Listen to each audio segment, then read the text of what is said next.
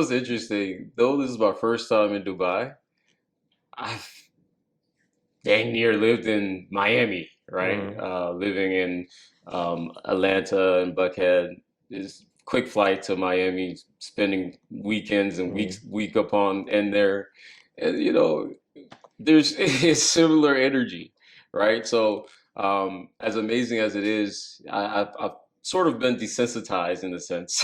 Yeah, I can. This is almost like the Miami of the GCC in a sense. You see the Rolls Royces and the Yeah, Lamborghinis and what have you everywhere, and but what I really love about places like these is just the energy flow, exactly. the This energy. is what I want to say. It's not Yeah. about the Rolls Royces. It's Hmm. not about big boats and skyscrapers. It's not about this. Yeah.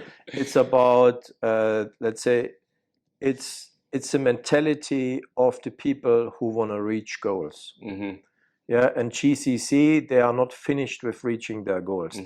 They're still willing to develop their country, and Hmm. they're still willing to put intention on it. Yes. Yeah, very much Europe, and I don't know so much about the US, but it's just under administration. Hmm. Yeah, and here they are very flexible. They're very fast in adopting technologies and implementing technologies. Yeah, and they're also like very fast in uh, attracting the right people coming to the country to develop it. And if we look to human capital, yeah, I think that's the keyword for Africa. Yeah. We discussed this already in our last conversation, but human capital is the keyword for Africa Yeah. because you have a lot of young, challenged people who wanna making changes in their direct environment, Hmm. yeah, and they're entrepreneurs Hmm. because they have no other opportunity. So they're entrepreneurs, and meanwhile, we also see we get a lot of very educated people from Africa. Yeah, they've been to university, they started abroad, and all this know-how comes back. Yeah, so and this also gives Africa, in my opinion, like push, yeah, to implement these new technologies. And as I already say, for Africa, let's say the barrier is not to overtake everything what's coming from Europe or somewhere else. The challenge is there to make one stump over it, because if Africa would go the same developing as like Europe would go, that's just not enough resources. This would be not possible. Yeah. So in the adoption of these new technologies, they have the chance to be a more competitive to the traditional markets, and they can create local solutions for local problems, let's say. So, and they have a huge advantage in this, yeah, to build new infrastructures. I mean, also not doing the same mistakes as maybe other countries have done. Yeah, Yeah.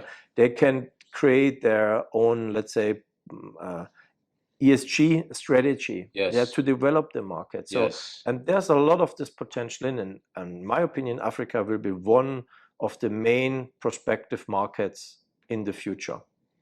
Yeah. So, and yeah, and this is what we also believe. That's the reason why we work very close together with different like Chamber of Commerce, uh, uh, different non-government organizations from blockchain and crypto associations, yeah, and stuff like this, because we believe in the market. Yes. So, but also we have to see when is the right time to invest in this market.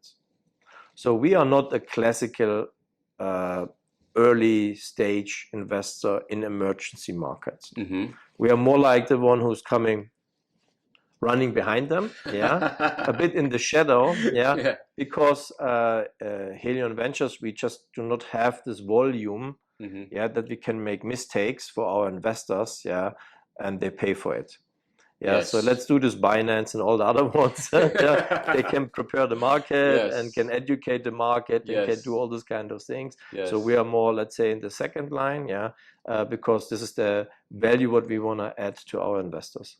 What I really appreciate about you, Oliver, and Helium Venture at whole is this um, just focus on risk mitigation, which is really important, and Mm. just understanding that your LPs are people, and they expect results, and they're entrusting you.